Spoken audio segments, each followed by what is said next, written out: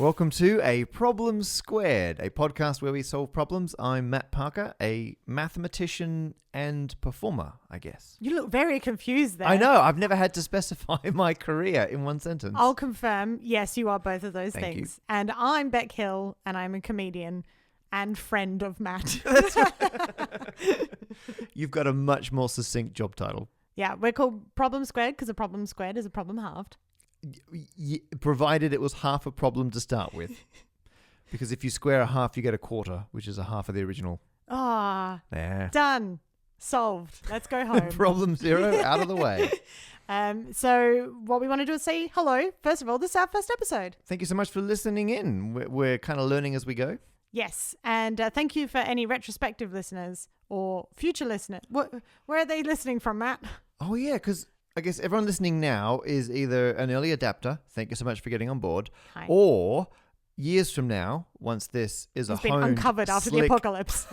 all that, right? Or, I guess Finish Your Completers will come back to listen to the first episode. Oh, yeah. And that's when they go, oh, that's why everyone told me to start from episode 10. That's why they said, you got to push through the first couple years, but then it gets good. So whatever reason you're listening to this for, thank you so much.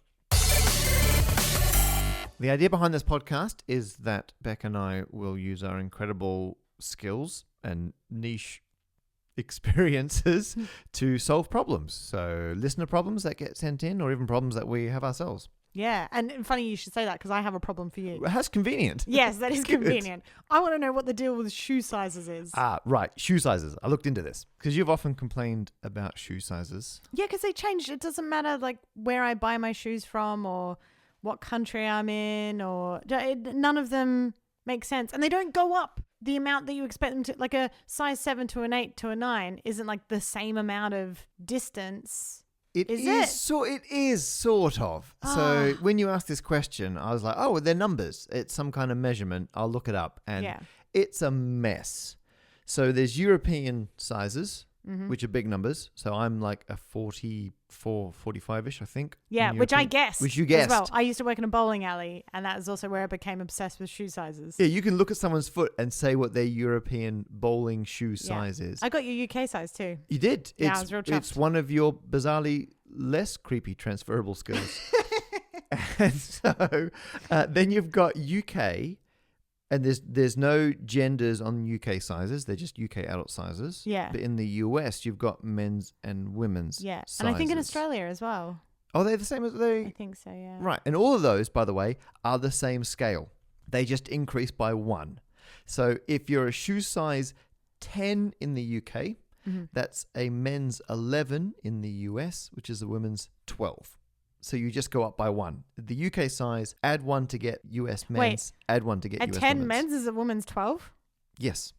Oh, that does my head in. I know. It's mad. Because women are meant to have smaller feet, so they shift the scale. Goodness knows. I wear a lot of men's trainers. Yeah, well, in the UK, it doesn't matter because all shoes are on the same scale. Yeah. And in fact, kids' sizes are the same scale, but kids count from 1 to 13. Oh, yeah. And is that an age thing or? I don't know. Because I found out that yep. I ordered a pair of snow boots from ASOS that had rocket ships. Wait on. a minute. And did they show up and they were tiny little shoes with rockets on them? They could fit the package through my letterbox.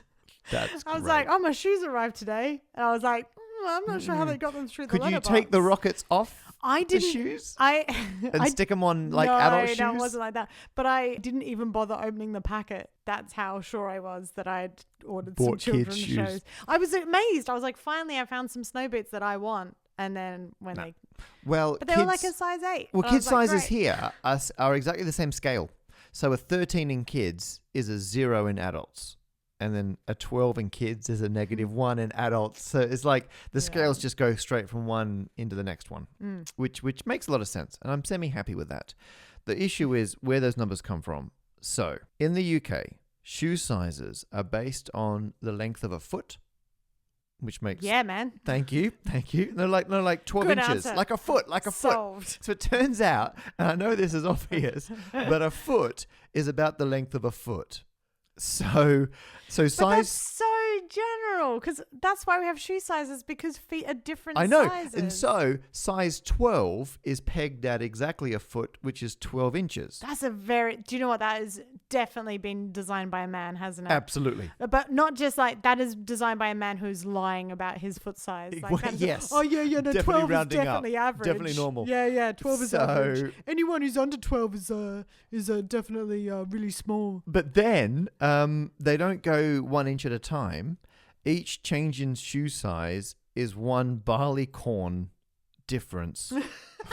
This is true. One barley corn away from 12 inches. So if you're... Is it the same barley corn? Or you can use several barley corns. So what shoe size are you, Beck? Between, see, that's why I have an issue, but like a 7? About a 7? Had a guess? Excellent. A 7 men's. You are 12 barley corns shorter than 12 inches in terms of shoe size. And a barley corn, for the record, is 1/3 of an inch, because the original definition of an inch was 3 barley corns. So this is so true.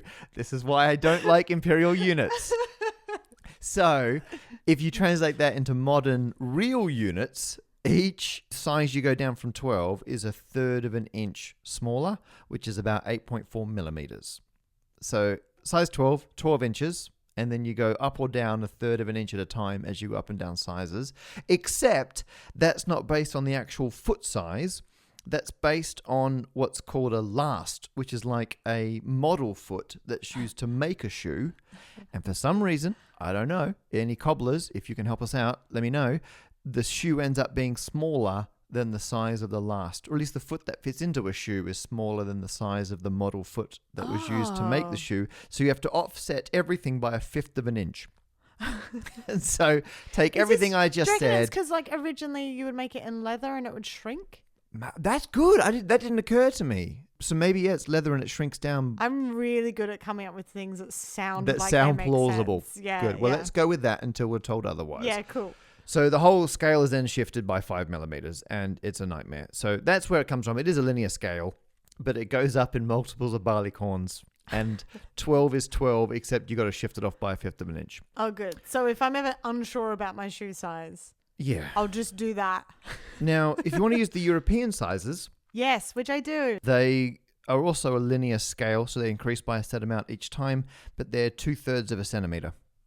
So each time you go up a European shoe size, so if you go from 44 to 45, your foot is in theory roughly 6 or 7 millimeters, 2/3 of a centimeter longer. Where do European shoe sizes start? Well, so in a similar fashion, they're offset by 1.5 centimeters. So if you multiply your shoe size in European sizes by 2/3 of a centimeter, and then you need to subtract 1.5 centimeters from that, you'll get your foot size, in theory. And because of this quirk, they have shoe sizing for a negative foot. So a European shoe size 1 fits a foot of negative 0.8 centimeters. So if your foot faces backwards. Yeah. If you've got a... It's got a really big heel in it. Yeah. So why they've got a size for a negative sized foot, I think it's the same deal. It comes from when you had the model foot and the shoes shrink a bit. But it's just... Honestly, this is crazy. Why do we still use this? So I thought I'd come up with a better system. Yes, because you're a problem solver. Exactly. That's exactly, and thank you. But I've not got time for both. I like it. Exactly. So, right, I thought you just ignore the model. I don't care how they make the shoe. Ignore the model foot, how big that was. I just care if my foot is this size, what size shoe does it fit in? Yeah. And then do it in millimeters and maybe round it to the nearest 0.5 centimeter or centimeter. That works for me. Yeah, works fine. I reckon 0.5 centimeter because then you got a bit more accuracy. And you should factor in the width of the foot because different width feet make a difference. Yeah. And feet is the correct plural in that situation. Yes. And like you do it with jeans, like you get the waist of the jeans that's and the right. length. You right? do. We can have 2-dimensional sizes. Yeah. For jeans, why can't we do it for shoes? So I thought it could be to the nearest 0.5 centimeter length and width. It turns out there is yet another way of sizing shoes, which is that. Oh. I rediscovered Mondo Point. I don't know how it's pronounced. sizing. I can't see it, so I'm going to guess that's how it's pronounced. Well, if you and very naive reading, it's the word mondo followed by the word point. Well, I can't see how else it could be It's pronounced. mondo point. I don't know. But anyway, mondo sizing, as we're calling it. Point. Mondo point. Yeah, that's it. It's to the nearest 5 millimeter. I have no idea why we don't use that sizing. Yeah, Mondo point. Let's get it Mondo going. point. Mondo point all the way. So how can people log what their Mondo point size is? Here's what you do. You measure how long your foot is. Mm-hmm. You round it down to the nearest. Well, you always go down. So we'd call that a floor function in mathematics. Okay. So if your foot was just over 265 millimeters all the way up to 270, you just say 265, and that's it. That's your shoe size. What about the width? Width is done the same way. Now, actually, to be fair, when I was looking into it, some people, the way you round it is not 100% clear. I'm pretty sure you round it down and you do the same thing for the width. I've not seen the width in use anywhere, though. So we got to start that. We got to start people using Mondo point. Everyone. We need to start writing it under the tongues of our shoes, on the soles of our feet. That's it, right? Everyone, measure your feet, round down to the nearest half a centimeter, and then Sharpie them onto your shoe, or sew or embroider them on the tongue. Sure, embroider your shoes. The way you said that, I think we found the name of our episode. The way you said that implies that I've said something incredibly stupid without realizing that's not what you would do to a shoe. No, you can get shoes embroidered. Thank you. What? Yeah. Your tone has not changed since I was pretty sure you were mocking me. No, it's just a lot of effort. Well, that's never stopped me before. If you embroider your Mondo point sizes onto your shoe, or use a permanent marker, Matt will send you a book. Wait a minute. I'll tell you what, if anyone Sharpies their Mondo point foot size onto their shoes, send us a photo and we'll retweet it. It's at a problem squared. And hypothetically, the first one I get, which is embroidered, I will send them a book. Yeah. The first one. And I'll sign it. And you can sign it too. But anyway, does that solve your shoe size problem? It does. Because my problem was, what's the deal with them? And if you that is the deal with them, yes. Yeah. So you have solved that problem. Tick. Thank you. But what we've accidentally done is revealed a much bigger problem. Yeah, that shoe sizes are a mess. Yeah. So I think that this is a problem that's bigger than the both of us. And not until we've got enough people out there using Mondo Point system. If everyone switches to Mondo Point, then we can count that one solved. We'll collectively mark it off the list.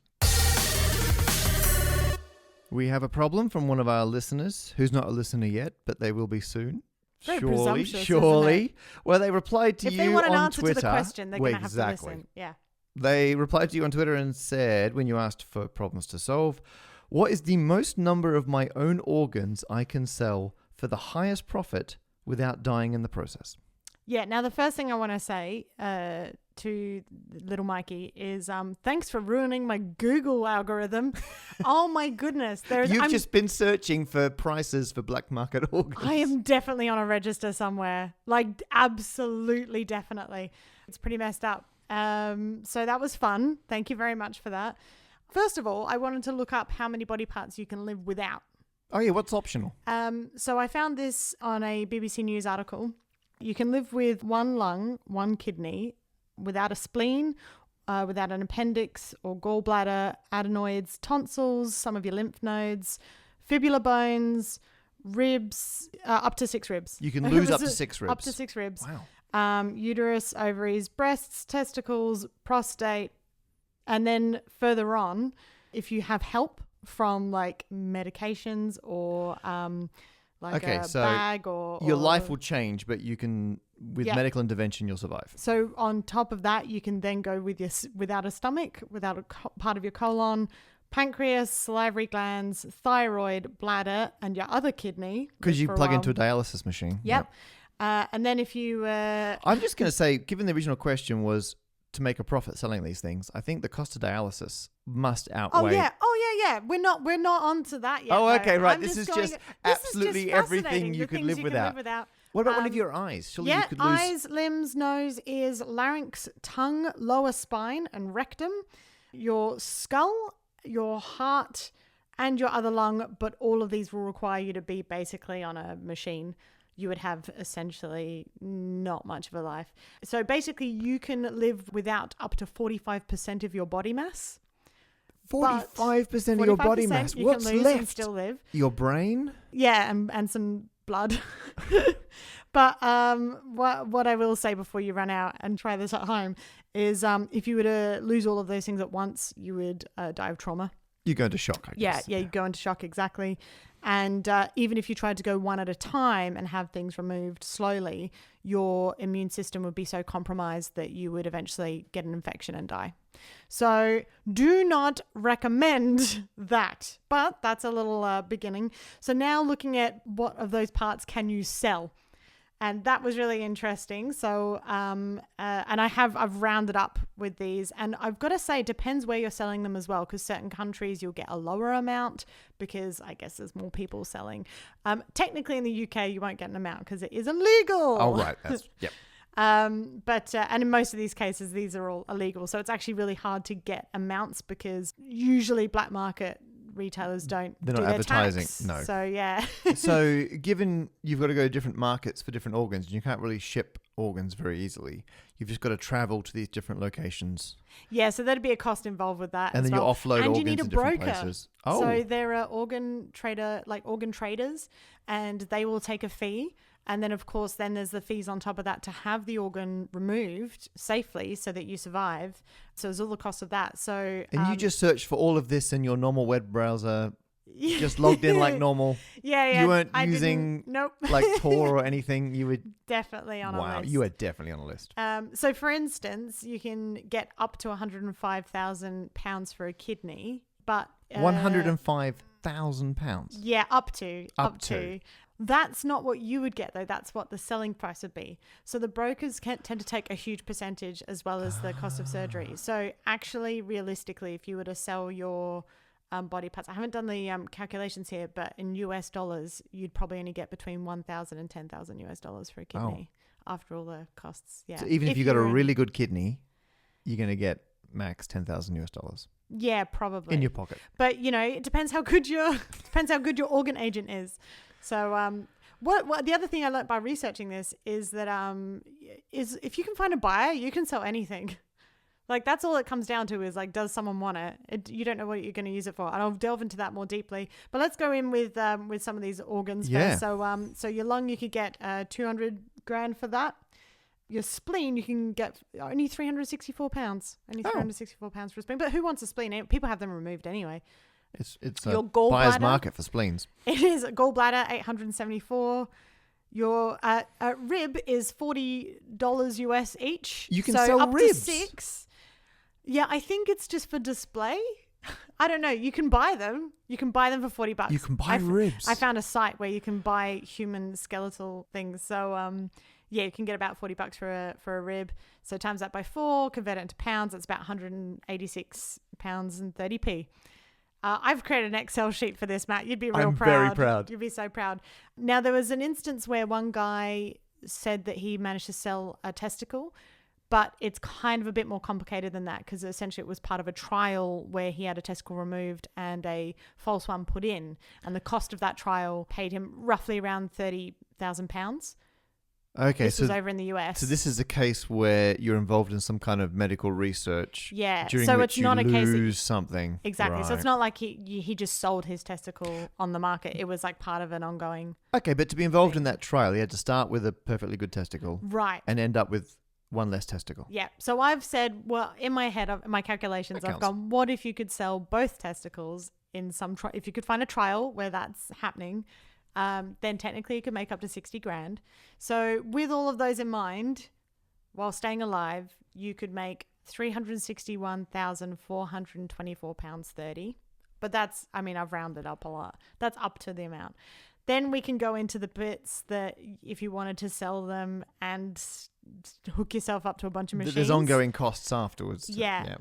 Your stomach can fetch $364,000. Your pancreas can go for up to $100,000. Apparently, pancreas I thought was very interesting. A lot of people do pancreas transplants to help with diabetes. Oh. But also apparently pancreas is quite easy to come by with corpses. Right. So yeah, I wouldn't quote me on that one. I wouldn't quote me on any of this, to be honest. Eyes and corneas, you could get up to 18 grand. Your shoulder, 358. Your shoulder? Look, I don't know. It just said shoulder, so I wrote it down. On that note, hand and forearm, you could get 276. Why do I feel like this spreadsheet's one day going to be like Exhibit B in some court case? Absolutely. Yeah, it's definitely going to show up. We as found evidence. this on Beck's laptop. It's real dodge. I haven't saved it. I'm gonna discard this. That might as be soon for the as this best. podcast is recorded. Ligaments and bones, just over 2 grand. Your scalp, 435. Your skull, 861. You can live without your skull on a machine. When I first saw this question, I was like, oh, that's a fun little quirky question. We can look at. The longer you're talking, the more the ethical concerns are building up for me. Oh, yeah. I'm not like condoning any of this whatsoever. Finally, your heart, you can fetch up to 425 grand for it. So in total, if you wanted to sell all those body parts, you could make just over 900,000. But I wouldn't advise it. And also those are wildly ranging prices. I've picked them off the internet. But I thought, everyone wants a figure. So that's what I'm There you going are. with. Just over 900,000. £900,000. What I thought was most interesting is the other things you can sell. So first of all, I should mention your uterus. You can have a uterus transplant now.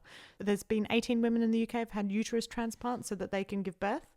I don't know That's amazing. how that's gone on. Yeah. There's no price, so I think people have donated them.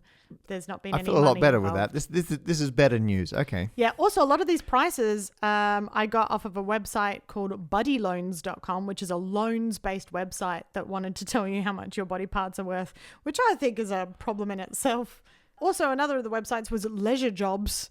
I'm assuming it's jobs that you can do that don't involve that much work, but I would argue this is a lot of work. Some interesting stuff. 2011, a Chinese boy sold his kidney for 20,000 yuan, which was what an iPad costs. He wanted an iPad, so he sold a kidney. I'm both amazed at medical science and what humankind can do and dismayed at... Yeah. Also, that iPad is definitely out of date now. Yeah. That's, I would want more for that. I'd want more for my kidney. So let's get on to the other things that you can sell, which aren't body parts, but you produce. You can sell your blood or plasma. That's about £11 a pop. Is that in the US? Do you get paid for blood? Yeah. Okay. So over in the US, over in the UK, you can sell your hair for up to £5 an ounce. That's on Wigs UK. There's also in the States, if you're a stateside listener, you can go to thehairtrader.org if you wish to sell your hair. I think you can make up to £1,000 over there. Sperm, you can make up to £100 if you go and donate your sperm over there. And I think you can donate several times a month. Oh, wow. So you can make up to $600 a month. That's a good income stream. Yeah. Certainly a stream.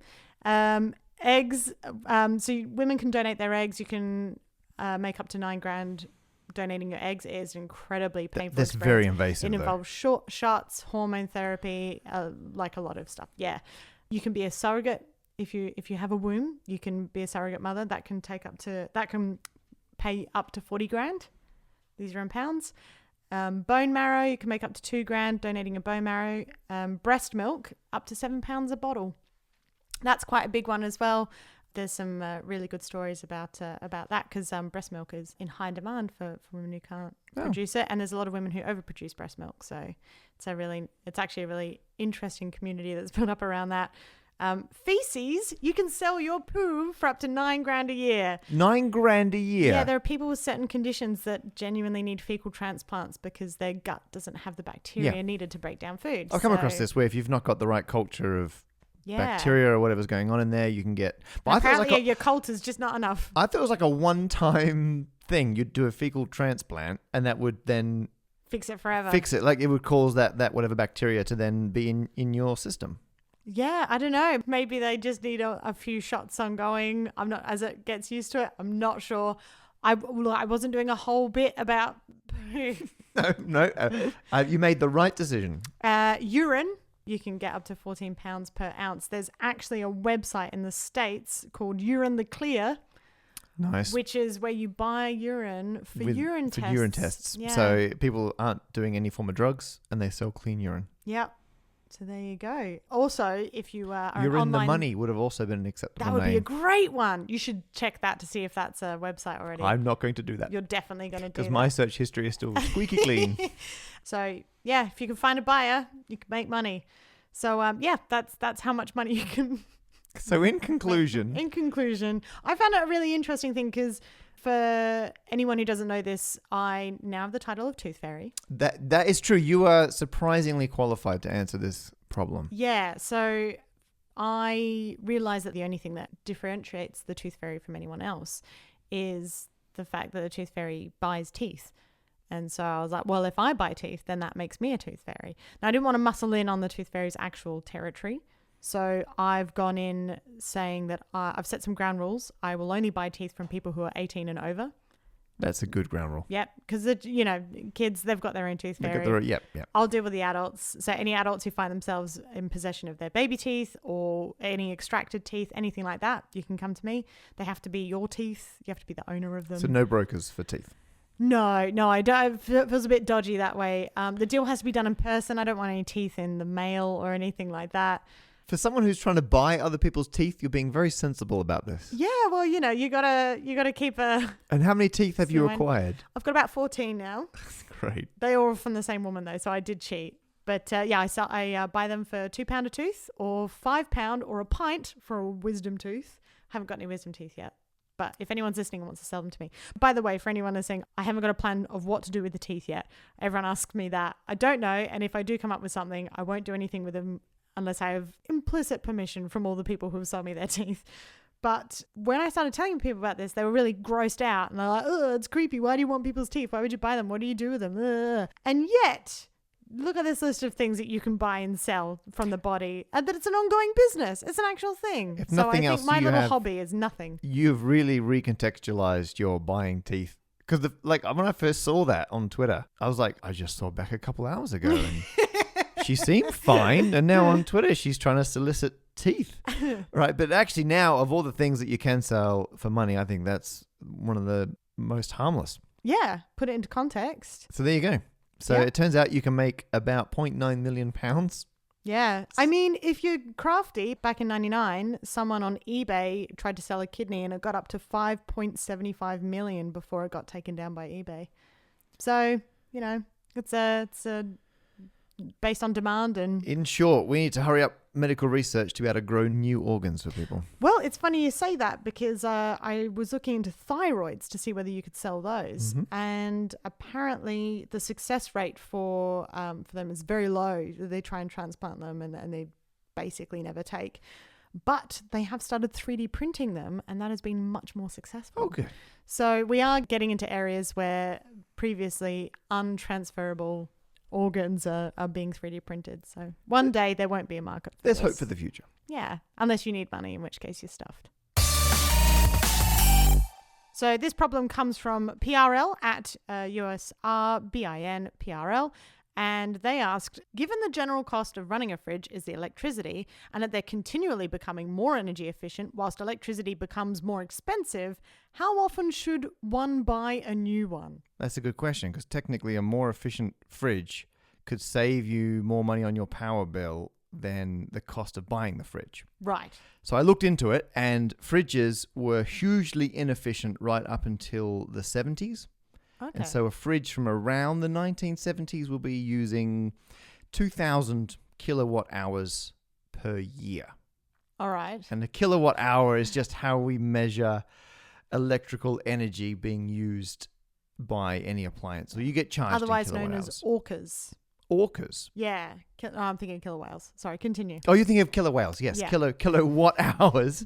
And so 1 kilowatt hour is roughly 860 calories, like kilocalories, like on packaging. Oh. So a normal human... So you can measure a fridge by calories. Yeah. The amount of calories you can fit in the fridge and how many calories a year it takes to run. And so a human needs about 3 kilowatt hours of power a day Okay. to carry on. Right. And fridges were using 2,000 a year. Mm-hmm. But then by the 90s, they were down to about 750. In the 2000s, they were down to 500. And now, if you buy a fridge, it's not far above 250 kilowatt hours per year to run. Whoa. So they're it's insane. That's less than a human. We're coming up on, exactly, your fridge uses less energy than you do in a year. So would it not just be cheaper and easier if I just got like a little bike? Yeah, And if you ran my powered the fridge. fridge, yes. Yeah. You need to eat. Anyway, you need to eat more. You need a bigger fridge. It's an escalating problem. So, yeah, basically, fridges are way better now. They're coming up on 10% of the power requirements, and the volume's gone up. Like, you can fit more stuff in a modern fridge, and it's coming up on using 10% of the energy that they did when they first came out in the 70s. And it's because there's been regulation after regulation that demand that they become more and more efficient. So the question now is, how much does the fridge cost, and how much does the electricity cost? Yes. I looked up wholesale electricity costs over the last almost a decade. I was able to find the data on. And the thing is, wholesale prices go up and down wildly. So I got everything from 2010 through to now, August. Well, the data goes up to August 2019. And it's always priced in megawatt hours. So 1,000 kilowatt hours. Okay. And it averages out to about 40 or 50 pounds per megawatt hour. But then what you get charged as a customer, the wholesale price is roughly a third of your total bill. Uh-huh. So it comes in at about, give or take, 150 pounds per 1,000 kilowatt hours. Right. I'm saying the words that make it sound like I understand. I was about to say, you're saying, Yeah. the fact that you're saying one word answers means that you've tuned out. Okay, so look, the moral of the story is the prices go up and down all over the place. Mm-hmm. And so power companies who have to buy this wholesale power then try and average it and charge the customer an average because you don't want your bill going up and down a load. Yeah. So I tried to average the wholesale prices over a rolling 12-month window to try and average across an entire year. Okay. And over the last decade-ish, they've gone up by 10%.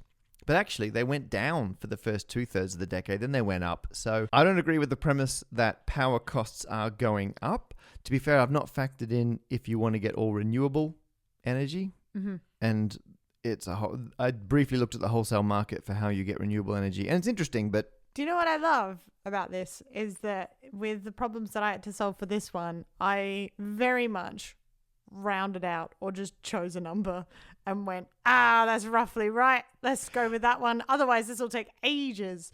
And what you've done is shown exactly why you won't do that. No, I have done my equivalent of that. The fact that I was prepared to round to about 10% over about a decade. But now I know exactly how accurate that rounding is. It's not great, but it's fine.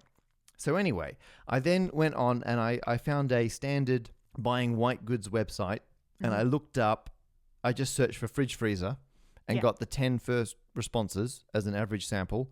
And the prices range from about £200 up to nearly £500. But the average cost of a new fridge is £260. Okay. And you get a decent amount of volume. It's about 165 litres. That's pretty standard. And it uses, on average, 254 kilowatt hours a year. So it's pretty much 250. Which means that, in grand conclusion, if you own a fridge from the 90s, and it is using 750 kilowatt hours a year, and you get rid of it and you replace it with a modern one using 250, you will get back the money you spent on the fridge in 3.5 years. If you've got a fridge from the 2000s, which is about 500 kilowatt hours a year, and you replace it with a 250, you'll get your money back in 7 years. Huh. So there you are. So if you've got a fridge from the 90s, you'll make your money back 3.5 years. Fridge from the thousands, 7 years. Interestingly, though, if you've got a fridge from the 90s or even from the 2000s, anything before 2010, and you're like, I'll get a new one and I'll put the old one in like the garage or somewhere to be like a beer fridge. No, if you get rid of it and buy a second whole fridge, it'll still be cheaper within, 4 to 7 years to have just got rid of it. Don't even try and use it as a second fridge. Buy a second fridge if you want to be a fridge. Oh, so it's cheaper to buy a second fridge as your spare fridge than to use your old fridge as a spare fridge. Exactly. It's not even worth trying to repurpose it as a backup fridge because it's still using loads of power. Wow. And the only thing I've not looked into is if you're doing this for environmental reasons, I don't know the environmental impact of getting rid of a fridge, and I don't know the carbon impact of making a new fridge, but the power saving is so much that if you got a fridge from the 90s, a ballpark, I reckon it's definitely better for the environment to get rid of it and get a new one. Fridges after 2000, I have to double check. If you've got an old school fridge from before the 90s, Repurpose it into a door for a hipster bar. Yeah, exactly. Yeah, to use it in the garden as a novel planter pot or something, right? You can definitely get a new fridge if it's older than the year 2000. Cool. That doesn't quite answer the question, Oh, though, really? What was the? which is, how often should you buy a new one? Good point. So I'm saying if you've got an old one, it's currently, if it's more than 5-10 years old, you should. However, we're plateauing out on the improvement. So we're down to 250 kilowatt hours.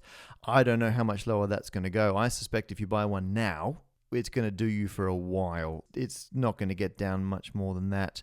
And even if it gets down to like 100 kilowatt hours, it's not going to be a big difference because we're pretty close to the bottom. So I would say if you haven't bought a new fridge in a while, it's worth doing it now, and you won't have to update for another couple of decades. Thanks, Matt. Does that count? Is that problem solved? I think that's problem solved. Thank you very much. Ka-ching! My problem for you, Beck, is that I need to hurry up and buy Christmas presents for my nieces. And as always, I struggle to think of a cool... Well, I was going to say educational gift, but I think that's my problem in a nutshell. Yeah. What you need is you struggle on the cool side. Very much so. But you keep going for the educational side. I bought them all sorts of science things over the years. How old will your nieces be at Christmas? At Christmas, they will be 7 and 9. Good ages too. So these are ages I deal with. Yes, because you're an expert in this. I do comedy for kids, and that is like the pinnacle age, 6 to 12. So really? 7 to 9 is nice. perfect. And these are comedy shows where you entertain young people. I do. Yeah. It's really fun. I very much enjoy it. I get to do stuff on TV and get gunged and everything. It's good fun. And because of that, I know exactly what the kids are wanting this Christmas. Brilliant. Good. So strap yourself in. I did a little research for you.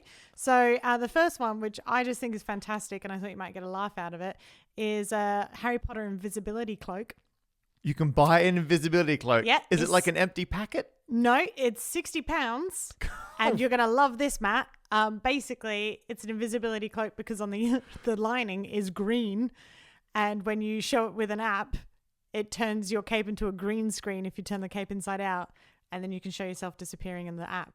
Okay, that is very cool. Yes, but they're charging £60 for what is essentially a piece of green material. Green screen material. Hey, I'm crafty. We can make them an invisibility cloak. Oh, that's so good. Okay, no, I really like that invisibility cloak.